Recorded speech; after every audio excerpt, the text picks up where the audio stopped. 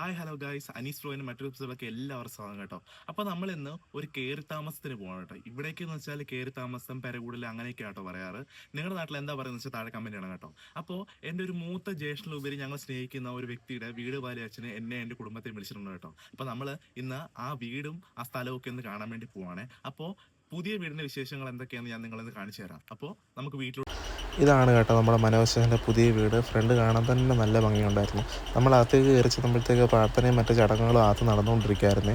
അങ്ങനെ നമ്മൾ നേരെ മനോജ് ഒന്ന് പോയി കണ്ടു. പുള്ളിക്കാരൻ്റെ വീടും പിന്നെ നമ്മുടെ വരവും ഒക്കെ ഒന്ന് അറിയിച്ചു കേട്ടോ. അങ്ങനെ നമ്മൾ ഓരോ റൂമുകളായിട്ട് കയറി നോക്കാൻ തുടങ്ങി കേട്ടോ. ഞാൻ നേരെ അവരുടെ ബെഡ്റൂമൊക്കെ ഒന്ന് കയറി നോക്കി. ടൈലും കാര്യങ്ങളൊക്കെ ഇട്ട് നല്ല അടിപൊളിയാക്കിയായിരുന്നു.